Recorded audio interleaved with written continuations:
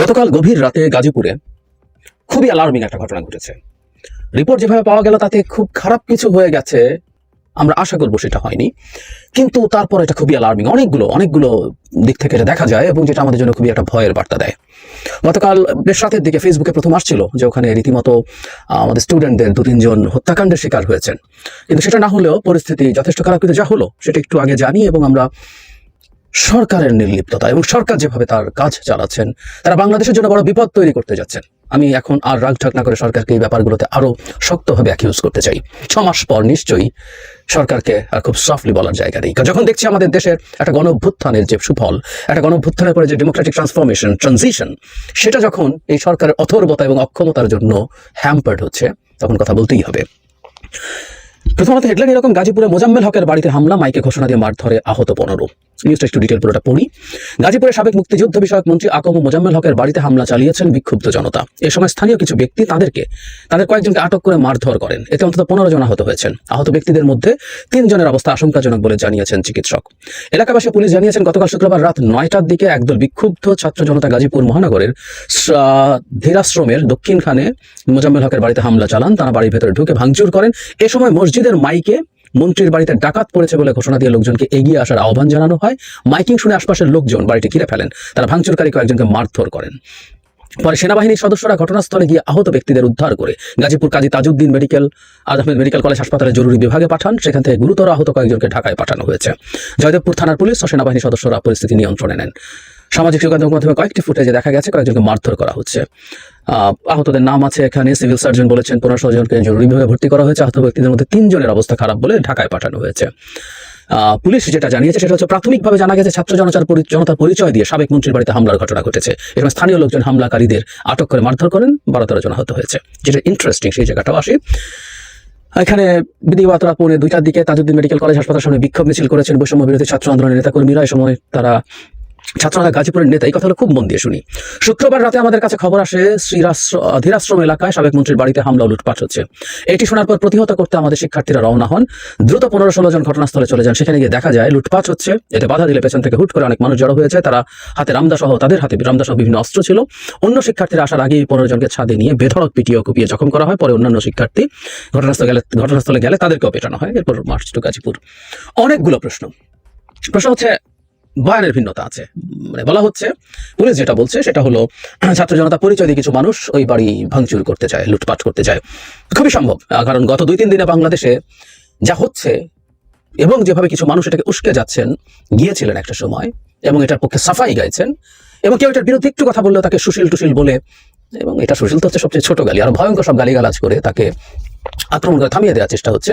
তাতে এটা খুব স্বাভাবিক।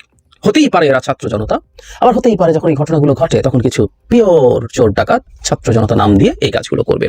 এটাই আশঙ্কার জায়গা ছিল।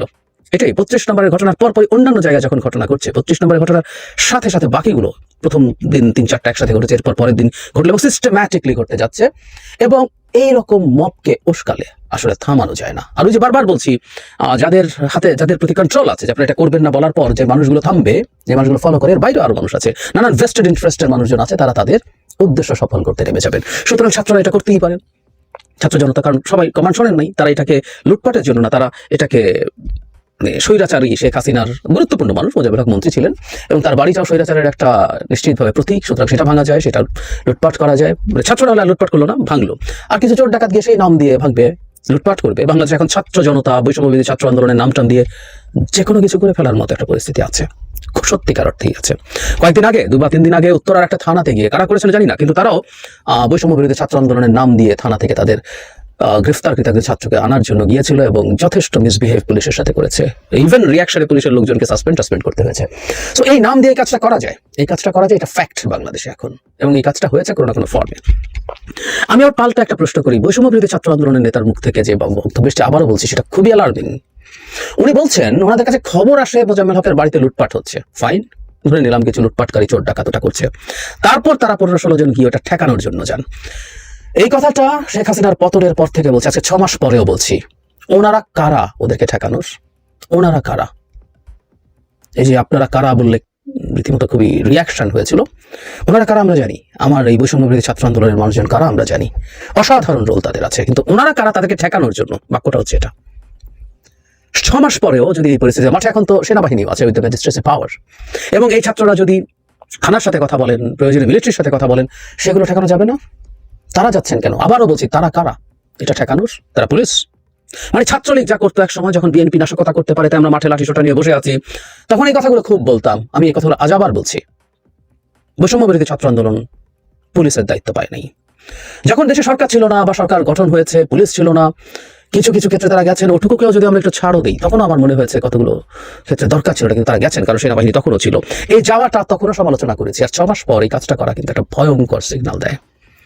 এই সরকার তাহলে কি এই ছাত্রদেরকে নিয়ন্ত্রণ করতে পারছে না? তারা তাদের মতো করে এখন মাঠে কন্ট্রোলের বাইরে যা কেন কিছু করছে, কিংবা মাঠে তাদের এক সময় যে সক্ষমতা ছিল, তারা যেখানে যান পরিচয় দিয়ে যে কোনো কিছু করতে পারেন, প্রয়োজন ওকে ঠেকাতে পারেন, ওকে থামাতে পারেন, সেগুলো করতে পারেন, সেটা কমে আসছিল বলে তারা এখন আবার মাঠে শক্তি প্রদর্শন করতে শুরু করছেন, মাঠের মধ্যে শক্তি নিয়ে। যে বয়স তাদের, এই অ্যাডভেঞ্চারিজম তাদের ভালো লাগারই কথা, কিন্তু সেটা সবচেয়ে জরুরি কথা। আসল কথা হলো দুটো, সরকারের অ্যাডমিনিস্ট্রেশন ফেল করছে, এটা আস্তে আস্তে আরো খুব ক্লিয়ারলি প্রকাশিত হতে শুরু করেছে। এটাই অ্যালার্মিং এর জায়গা।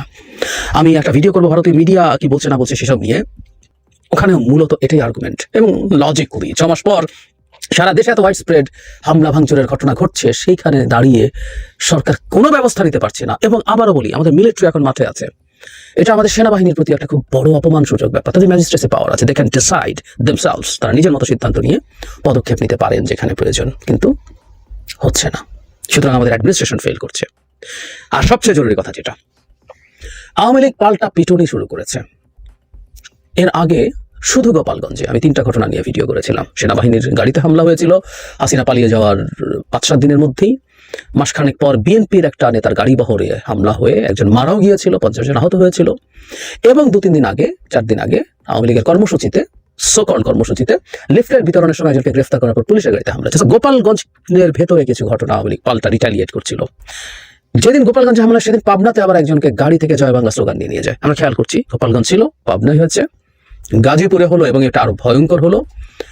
15 জন অন্তত আহত হয়েছে, 3 জনের অবস্থা আশঙ্কাজনক। আমরা খুবই চাই গভীরভাবে তাদের কোনো রকম বড় ক্ষতি না হয়ে যাক, তারা বেঁচে থাকুন এবং কোনো রকম মেজর ক্ষতিগ্রস্ততার মধ্যে তারা না থাকুন। কিন্তু যতটুকু হয়েছে, আস্তে আস্তে আওয়ামী লীগ বিভিন্ন জায়গায় তার শক্তি দেখাতে পারছে। এই ঘটনাটা ঘটেছে আসলে সরকারের নির্লিপ্ততার কারণে। সরকার তার অ্যাডমিনিস্ট্রেশন কোনোভাবেই চালাতে পারছে না, পুলিশ পারছে না। না পারলে আমরা চেঞ্জ দেখতে চাই, স্বরাষ্ট্র উপদেষ্টা যদি না পারেন, ওই জায়গায় অন্য কেউ আসুক, কিন্তু তাকে বা কাউকে সেই দায়িত্ব নিতে হবে, সরকারকে নিতে হবে, এবং না পারলে আর কেউ আসুক। শেখ হাসিনার পুলিশ এই হয়েছে ওই হয়েছে, 6 মাস পরও কাজ করতে পারবে না, হতে পারে না, কোনোভাবেই হতে পারে না। ফলে এই নির্লিপ্ততাগুলো এই পুলিশ বাহিনী এবং সেনাবাহিনীর ওপরেও প্রশ্ন তৈরি করছে।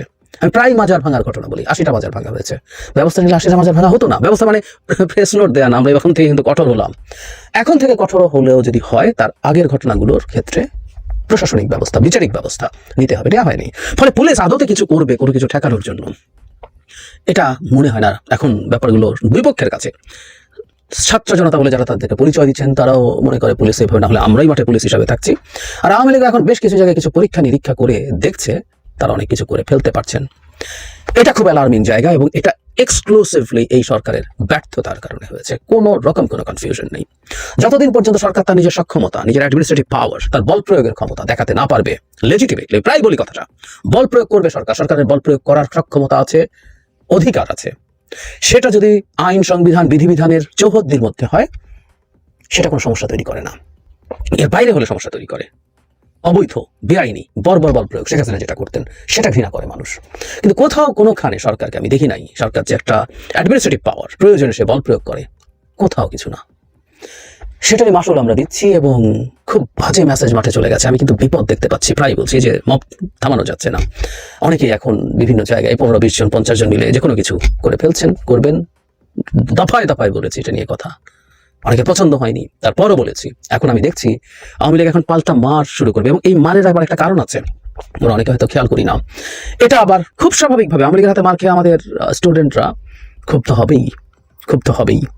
আওয়ামী লীগের হাতে মার, শেখ হাসিনার বক্তব্য শুনে আমাদের গা জ্বলে যায়, আওয়ামী লীগ আমাদেরকে পেটাবে। ফলে স্বাভাবিকভাবে যেটা হবে, এবার আওয়ামী লীগের উপর আবার পাল্টা হামলা শুরু হওয়ার টেন্ডেন্সি হতে পারে, কারণ সরকার তো কিছু করবে না, কিছু করছে না। ইনস্ট্যান্টলি যদি সব জায়গায় ব্যবস্থা নেওয়া হতো, যেখানে যেখানে হয়েছে ব্যবস্থা নেওয়া হতো, গ্রেফতার করা হতো, বিচারের আওতায় আনা হতো, তাহলে সমস্যা ছিল না। কিন্তু না, ওটা যখন হবে না, খুব স্বাভাবিকভাবেই মানুষজন তখন সিনেমার ভাষায় নিজের হাতে আইন তুলে নেওয়া আমরা যতই বলি না আইন নিজের হাতে তুলে নেবেন না, কিন্তু আইন নিজের হাতে তুলে নেবেন এবং এটা আবার একটা পাল্টাপাল্টি এনার্কি তৈরি করবে। এবং আমি নিশ্চিত আমেরিকার বিভিন্ন জায়গায় এই হামলাগুলো করবে, ওরা চাইবে প্রভোগ করতে। শেখ হাসিনা তার বড় বড় নেতা সবাই আরামে আছে, কিন্তু এরকম কিছু লোকজনকে দিয়ে প্রভোগ করিয়ে পেটাবে, যাতে তাদেরকে পাল্টা পেটানো হয়। এই ঘটনাগুলো ক্রমাগত তারা মাঠে ঘটাতে থাকবে নানান রকম কেওস এবং ডিস্টারবেন্স তৈরি করার জন্য। অত্যন্ত অত্যন্ত ব্যর্থতার পরিচয় দেওয়া সরকার আমাদেরকে বিপদের দিকে নিয়ে যাচ্ছে। আমাদের কেয়ারফুল থাকা জরুরি এবং সরকারের উপরে কঠোর চাপ তৈরি করা জরুরি।